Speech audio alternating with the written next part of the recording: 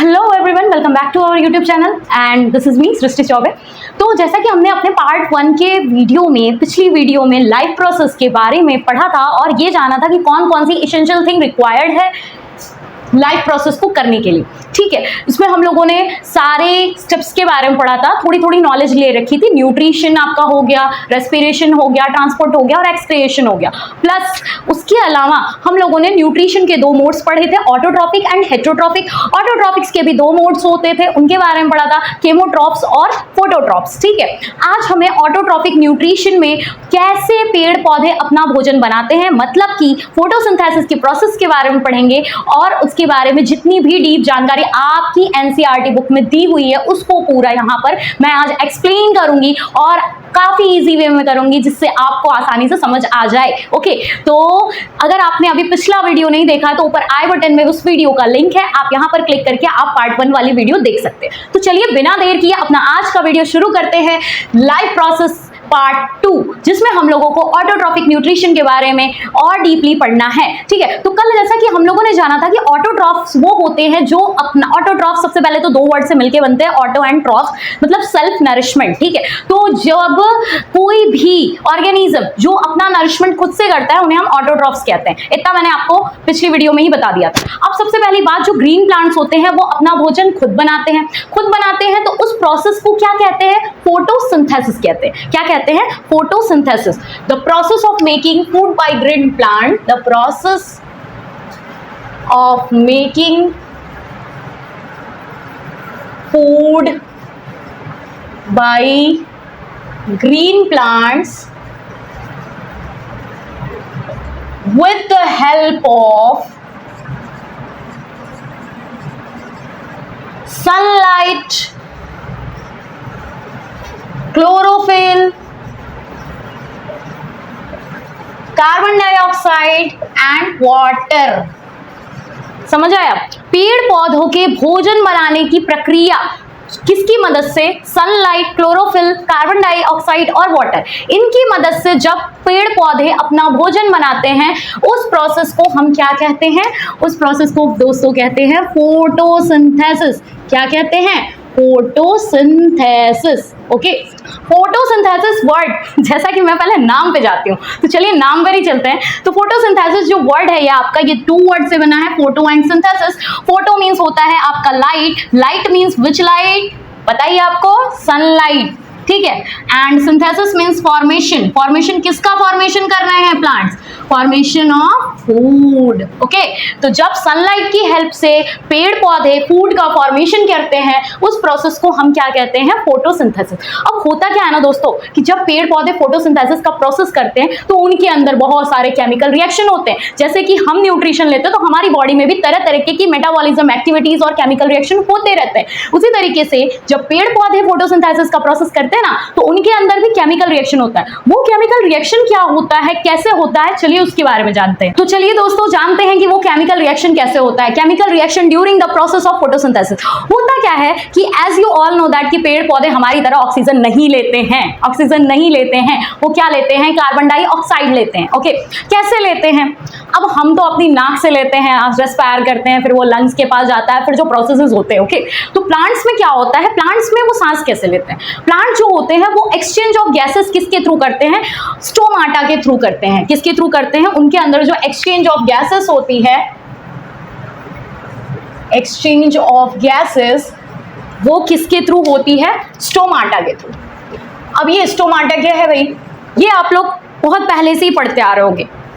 देखिए क्या होता है स्टोमाटा। क्या होता है? ये लीव्स पर जो टाइनी पोर्स प्रेजेंट होते हैं, लीव्स पे जो स्मॉल टाइनी पोर्स प्रेजेंट होते हैं उन्हें हम स्टोमाटा कहते हैं। इन्हीं स्टोमाटा के थ्रू जो प्लांट्स होते हैं वो एक्सचेंज ऑफ गैसेस करते हैं। एक्सचेंज ऑफ गैसेस कहने का मतलब कार्बन डाइऑक्साइड लेते हैं और ऑक्सीजन रिलीज करते हैं। Got it. तो पेड़ पौधे जो होते हैं वो एक्सचेंज ऑफ गैसेस, यानी सांस अगर आप कह लो कि किसके थ्रू, अपने शब्दों में कह लो कि सांस किसके थ्रू लेते हैं, तो वो स्टोमाटा ही है जिसके द्वारा गैस एक्सचेंज होती है, मतलब अंदर बाहर होती है, किसके थ्रू, स्टोमाटा के थ्रू। और ये स्टोमाटा क्या है, ये लीव्स पर छोटे छोटे टाइनी पोर्स होते हैं, उन्हें कहा जाता है। इन्हीं के थ्रू पेड़ पौधे ट्रांसपिरेशन भी करते हैं। अब ये ट्रांसपिरेशन क्या होता है? Transpiration mean the process of losing water by plants. Okay, पेड़ पौधों द्वारा जो पानी को लूज किया जाता है उस प्रोसेस को क्या कहते हैं? ट्रांसपिरेशन।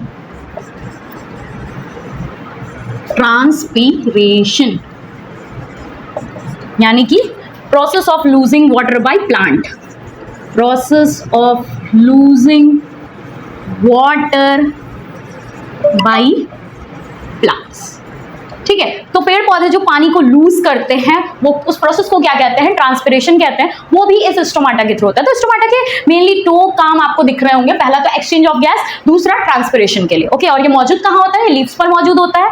और ये क्या होते हैं? लीव्स पे जो टाइनी छोटे छोटे पोर्स होते हैं, छिद्र होते हैं, कह लीजिए छोटे छोटे जो पोर्स होते हैं, उन्हीं को हम क्या कहते हैं? स्टोमाटा कहते हैं। ओके, अब बारी आती है कि केमिकल रिएक्शन की मैं बात कर रही थी। तो पेड़ पौधे क्या करते हैं? कार्बन डाइऑक्साइड गैस लेते हैं। ओके, और हमें ऑक्सीजन देते हैं, हम कार्बन डाइऑक्साइड उन्हें देते हैं। तो हम दोनों क्या है भाई? हम दोनों इंटरडिपेंड हैं, इंटरडिपेंड है, हम दोनों एक दूसरे पर डिपेंड है। हमने उनको कार्बन डाइऑक्साइड दिया, उन्होंने हमें ऑक्सीजन दिया। वैसे तो वो हमें बहुत कुछ देते हैं, बट अगर ऐसे बात करें इन द सेंस कि हम उन्हें क्या क्या देते हैं, तो हम उन्हें देते हैं भाई कार्बन डाइऑक्साइड और वो हमें ऑक्सीजन देते हैं। तो इस तरीके से हम दोनों एक दूसरे पर इंटरडिपेंड है। ओके, तो हम दोनों इंटरडिपेंड है। तो वो पेड़ पौधे कार्बन डाइऑक्साइड गैस लेते हैं और वाटर मिलता है, और सनलाइट और क्लोरोफिल के प्रेजेंस में ये केमिकल रिएक्शन होता है। कैसे होता है देखिए जरा ध्यान से। होता क्या है कि जब कार्बन डाइऑक्साइड रिएक्ट करता है किसके साथ? वाटर के साथ। किसके प्रेजेंस में? In the presence of chlorophyll and sunlight, it makes क्या बनाएगा? ग्लूकोज, जिसका फॉर्मूला होता है C6H12O6 प्लस ये बनाएगा वाटर प्लस बनाएगा ऑक्सीजन। ओके, अब अगर इसको हम बैलेंस करेंगे तो ये कुछ ऐसे हो जाएगा 6CO2 12H2O। ठीक है, और यहाँ पे 6H2O और 6O2।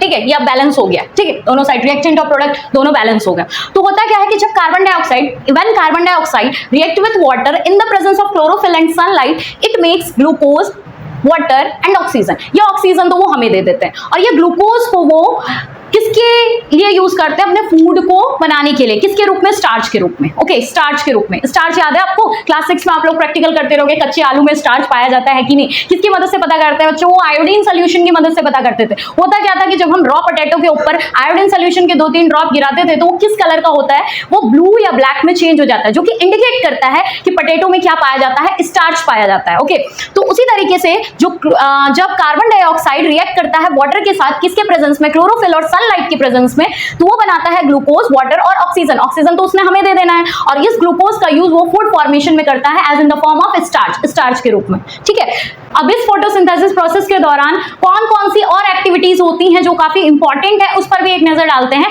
अक्सर ये एग्जाम में पूछा जाता है कि फोटोसिंथेसिस प्रोसेस के दौरान कौन कौन सी स्टेप्स होते हैं, उसको आप डिफाइन करिए। तो कौन कौन से स्टेप्स होते हैं? फर्स्ट तो होता है कि एब्जॉर्प्शन ऑफ लाइट एनर्जी, कि लाइट एनर्जी का क्या होता है? एब्जॉर्ब करता है। लाइट एनर्जी ही एब्जॉर्ब नहीं करेगा तो फोटोसिंथेसिस का प्रोसेस ही कैसे होगा? ठीक है, तो एब्जॉर्प्शन ऑफ लाइट एनर्जी, और इस लाइट एनर्जी का एब्जॉर्प्शन करता कौन है? क्लोरोफिल करता है। कौन करता है? क्लोरोफिल। क्लोरोफिल जो होता है वो लाइट एनर्जी को एब्जॉर्ब करता है। ठीक है, पहला पॉइंट, फोटोसिंथेसिस प्रोसेस के दौरान फर्स्ट स्टेप क्या होगा कि लाइट एनर्जी का एब्जॉर्प्शन होगा। किसके द्वारा? क्लोरोफिल के द्वारा। Second step is what? Second step is that कि जो हमारा इसने लाइट एनर्जी एब्जॉर्ब करी, अब क्या होगा? जब केमिकल रिएक्शन होगा तो जो लाइट एनर्जी होगी वो कन्वर्ट हो जाएगी किसमें? कन्वर्ट हो जाएगी, उसका कन्वर्जन हो जाएगा केमिकल एनर्जी में। यानी दूसरी बात क्या होगी फोटोसिंथेसिस के प्रोसेस के दौरान कि conversion of light energy into chemical energy, conversion of light energy into chemical energy, chemical energy.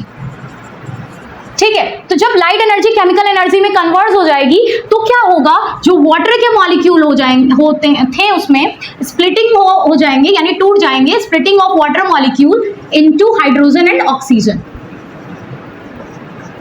H2 and O2। ठीक है, तो जो वाटर मॉलिक्यूल हो जाएगा वो स्प्लिट हो जाएगा, ठीक है। तो जब लाइट एनर्जी केमिकल एनर्जी में कन्वर्ट हो जाएगी तो वाटर के जो मॉलिक्यूल होंगे वो हाइड्रोजन और ऑक्सीजन में क्या हो जाएंगे, स्प्लिट हो जाएंगे, यानी कि टूट जाएंगे। सेकंड स्टेप हुआ फोटोसिंथेसिस के प्रोसेस के दौरान। थर्ड क्या होगा कि reduction of carbon dioxide into carbohydrate, reduction of CO2 into carbohydrate, कि कार्बोहाइड्रेट में आपका कार्बन डाइऑक्साइड का रिडक्शन हो जाता है। मतलब जो रिएक्शन था एक बार मैं फिर यहां लिख देती हूं, 6CO2 + 12H2O in the presence of chlorophyll and sunlight क्या बनाते हैं, C6H12O6 प्लस हमारा क्या था 6O2 + 6H2O, है ना। तो इसमें क्या हुआ, देखिए लाइट एनर्जी को एब्जॉर्ब करा किसने, क्लोरोफिल ने। उसके बाद जो हुआ केमिकल रिएक्शन हुआ, लाइट एनर्जी कन्वर्ट हो गई केमिकल एनर्जी में। तो इसके दौरान क्या हुआ कि जो वाटर के मॉलिक्यूल्स है वो ब्रेक डाउन हो गए ऑक्सीजन और हाइड्रोजन में, ठीक है। तो ब्रेक डाउन हो गया और जो कार्बन डाइऑक्साइड था उसका रिडक्शन हो गया किसमें, कार्बोहाइड्रेट में, ठीक है। तो ये जो ग्लूकोज है, ग्लूकोज अभी मैंने बताया कि ग्लूकोज वो एज अ फूड यूज करते हैं, ठीक है। तो ग्लूकोज वो एज अ फूड यूज करते हैं कौन, प्लांट्स, ठीक, इन द फॉर्म ऑफ स्टार्च, किसके रूप में, स्टार्च के रूप में, ठीक। तो इतने सारे स्टेप्स होते हैं फोटोसिंथेसिस के प्रोसेस के दौरान। अगर एग्जाम में आए, वैसे तो ये हर बार पूछा जाता है, मोस्ट इंपॉर्टेंट है कि फोटोसिंथेसिस प्रोसेस के दौरान कौन कौन से स्टेप्स होते हैं, देन आपको ऐसे ही पूरा उतार देना। आप इसको अच्छे से पढ़ लें, समझ लें, रट लें कि कैसे कैसे कौन कौन सा स्टेप होता है, ठीक है। इसको आपको एकदम बढ़िया से पढ़ लेना और ऐसे ही अगर एग्जाम में आए तो आपको लिख देना है, ठीक। अब बारी आती है कि क्या ये सारे स्टेप एक के बाद एक, एक के बाद एक, एक के बाद एक तुरंत होते हैं, इमीडिएटली होते हैं? क्या ये सारे स्टेप एक के बाद एक इमीडिएटली होते हैं? नहीं, होता क्या है कि कुछ प्लांट, जैसे कि अगर हम डेजर्ट प्लांट की बात करें तो जो डेजर्ट प्लांट होते हैं वो सनलाइट को डे टाइम में क्या कर लेते हैं, एब्जॉर्ब कर लेते हैं। क्लोरोफिल जो होता है उनका वो सनलाइट का एब्जॉर्प्शन करता है दिन के टाइम में, और रात के टाइम में वो कार्बन डाइऑक्साइड एब्जॉर्ब करके फोटोसिंथेसिस का प्रोसेस करते हैं। तो कहने का मतलब है कि ये सारे स्टेप ऐसा नहीं है कि इमीडिएटली तुरंत हो, नहीं, दिन के टाइम में वो सनलाइट को एब्जॉर्ब करके, कुछ प्लांट होते हैं जो दिन के टाइम में सनलाइट को एब्जॉर्ब करके रात को कार्बन डाइऑक्साइड लेते हैं और हमें ऑक्सीजन देते हैं और फोटोसिंथेसिस का प्रोसेस करते हैं, ठीक है। तो ये पूरा फोटोसिंथेसिस का स्टेप था। अब मैंने जैसा कि आपको बताया कि स्टोमाटा में एक्सचेंज ऑफ गैसेस होती है। स्टोमाटा जो होता है वो एक्सचेंज ऑफ गैसेस में काम करता है, मतलब कार्बन डाइऑक्साइड लेना, ऑक्सीजन हमें देना, प्लस ट्रांसपिरेशन में भी काम करता है। तो ये काम कैसे करता है, इसके पोर्स कैसे काम करते हैं, कैसे ये ओपन क्लोज होता है, एक बार उसके बारे में भी जान लेते हैं। होता क्या है कि जो स्टोमाटा होता है ये एक्सचेंज ऑफ गैसेस में काम करता है, मैंने आपको बताया, ट्रांसपिरेशन में भी काम करता है। लेकिन प्लांट्स में सिर्फ एक्सचेंज ऑफ गैसेस स्टोमाटा से ही नहीं होता, मतलब मोस्टली तो स्टोमाटा से होता है, लेकिन प्लांट्स के कुछ अदर पार्ट जैसे कि आपका रूट्स हो गया, स्टीम हो गया, इनके सर्फेसेस से भी एक्सचेंज ऑफ गैसेस होती हैं, बट मेनली स्टोमाटा से होती है। और ट्रांसपिरेशन यानी वाटर लूजिंग का प्रोसेस भी स्टोमाटा से होता है।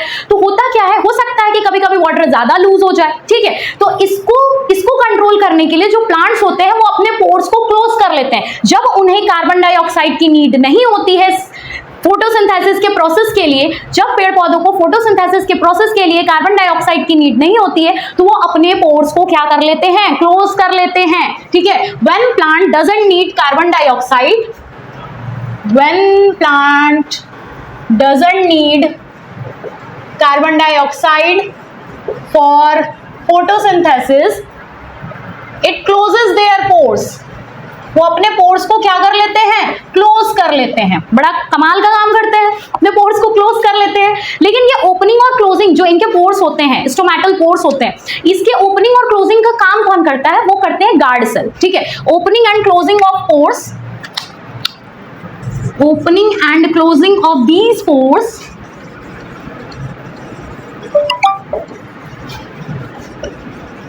इज डन बाय, किसके द्वारा होता है, guard cell, done by guard cell, ठीक है। गार्ड सेल के द्वारा होता है इनका ओपनिंग होना और क्लोजिंग होना।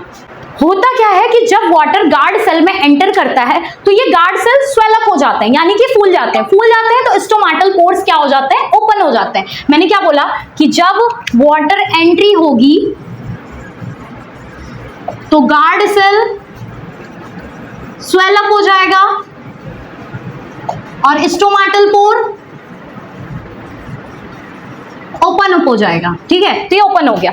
और जब वाटर एंट्री क्लोज हो जाएगी तो गार्ड सेल श्रिंक हो जाएगा और स्टोमेटल पोर क्लोज हो जाएगा, ठीक है। तो इस तरीके से गार्ड सेल में जब वाटर एंट्री और क्लोजिंग होती है तो ये स्वेल अप और श्रिंक होकर के स्टोमेटल पोर्स को ओपन और क्लोज करते हैं। तो इस तरीके से स्टोमाटा के पोर्स ओपन और क्लोज होते हैं, किसकी मदद से, गार्ड सेल की मदद से। अब देखिए, हमने जाना कि पेड़ पौधे कार्बन डाइऑक्साइड लेते हैं, ठीक है, पेड़ पौधे नाइट्रोजन भी लेते हैं, किसके रूप में? नाइट्रेट और नाइट्राइट के रूप में। किसके रूप में वो नाइट्रोजन लेते हैं? नाइट्रेट और नाइट्राइट। ये वो कैसे लेते हैं? एटमॉस्फेयर में जो नाइट्रोजन होता है ना, वो जो उनके प्लांट्स के रूट नोड्यूल्स में एक बैक्टीरिया मौजूद होता है, उसका नाम होता है राइजोबियम बैक्टीरिया, ठीक है। तो ये जो राइजोबियम बैक्टीरिया होता है, ये क्या करता है? एटमॉस्फेरिक नाइट्रोजन को लेकर के उसको नाइट्रोजीनियस कंपाउंड में कन्वर्ट कर देता है, यानी नाइट्रेट और नाइट्राइट में कन्वर्ट कर देता है, जिसको पेड़ पौधे क्या करते हैं? यूज अप करते हैं। ओके, अब देखिए, इतनी बातें हमने जानी कि फोटोसिंथेसिस कैसे होता है, उसका केमिकल रिएक्शन कैसे होता है, उसमें कितने स्टेप्स होते हैं, स्टोमाटा कैसे काम करता है, इसका ओपनिंग और क्लोजिंग कैसे होता है। तो ये आपको याद रखना है कि गार्ड सेल की वजह से ही ओपनिंग और क्लोजिंग होती है स्टोमेटल पोर्स की। जब वाटर एंट्री होगा, गार्ड सेल स्वेलअप होगा, स्टोमेटल पोर्स ओपन हो जाएंगे। जब वाटर एंट्री बंद होगी, गार्ड सेल श्रिंक हो जाएंगे और स्टोमेटल पोर क्लोज हो जाएंगे, ठीक है। तो इस तरीके से ये काम करता है, और ये होता क्यों है? ताकि जब प्लांट को कार्बन डाइऑक्साइड की नीड नहीं होती है, किसके लिए? फोटोसिंथेसिस के लिए, ठीक है, तब ये opening and closing of pores होता है, किसके द्वारा? गार्ड सेल के द्वारा, ठीक।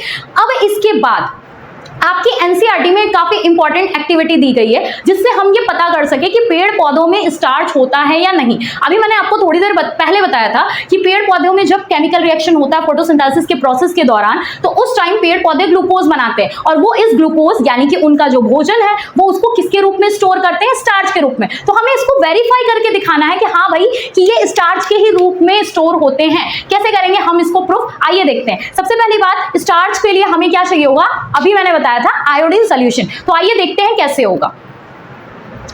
ये काफी इंपॉर्टेंट एक्टिविटी है, तो एकदम ध्यान से आपको ध्यान देना है।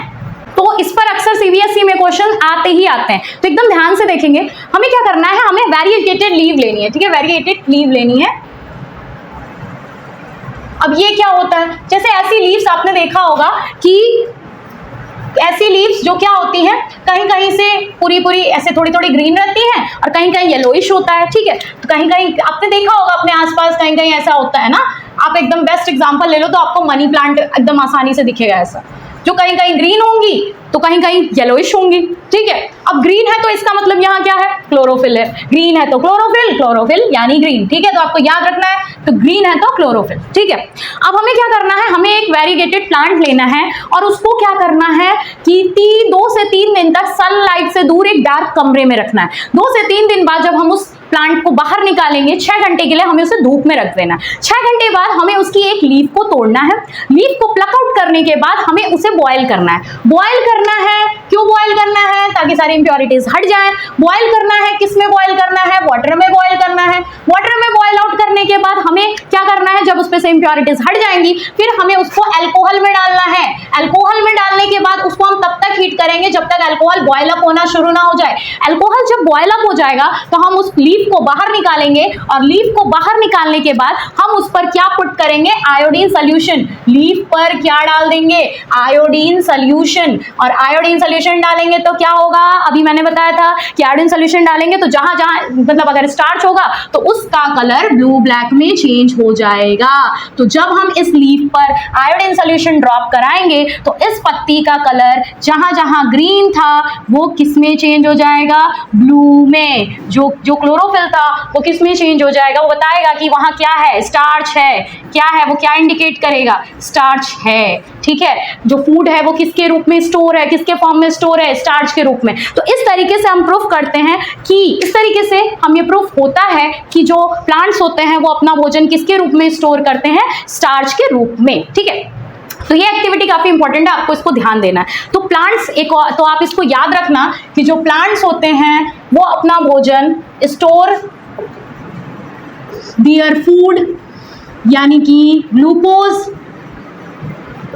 इन द फॉर्म ऑफ स्टार्च। वो किसके रूप में स्टोर करते हैं? स्टार्च के रूप में। कौन? प्लांट्स। कौन करते हैं? प्लांट्स, ठीक। और वहीं एनिमल्स जो होते हैं, एनिमल्स किसके रूप में स्टोर करते हैं? ग्लाइकोजन के फॉर्म में। ग्लाइकोजन के फॉर्म में, ठीक है। प्लांट्स अपना फूड ग्लूकोज यानी कि जो फूड होता है उसको किसके फॉर्म में स्टोर करते हैं, स्टार्च के रूप में, और एनिमल ग्लाइकोजन के फॉर्म में स्टोर करते हैं। ओके, इस तरीके से हमने आज के सेशन में जाना कि कैसे ऑटोट्रॉफिक न्यूट्रिशन होता है प्लांट्स में, कैसे वो ऑटोट्रॉफ्स होते हैं, कैसे वो फोटोसिंथेसिस का प्रोसेस करते हैं, और क्या क्या स्टेप्स होते हैं फोटोसिंथेसिस के प्रोसेस के दौरान, और कैसे स्टोमेटल पोर्स ओपन और क्लोज होते हैं, और हमने ये भी प्रूफ किया कि लीव्स में स्टार्च पाया जाता है। ठीक है, ये इंपॉर्टेंट है, आपको याद रखना होगा इस एक्टिविटी को। ठीक है, इंपॉर्टेंट है। तो अब आपको क्या करना है, इसको रिवीजन करना है, अच्छे से रिवीजन करना है, बढ़िया से रिवीजन करना है। अगर कोई डाउट होगा तो उसको कमेंट बॉक्स में कमेंट करना है, लेकिन पढ़ते रहना है, रिवीजन करते रहना है। ठीक है, तभी तो बेस्ट ऑफ मार्क्स आएंगे हमारे। ठीक है, तो तब तक के लिए ऐसे ही मेरे साथ बने रहिए, अपना ध्यान रखिए, मस्त रहिए। तब तक के लिए बाय बाय।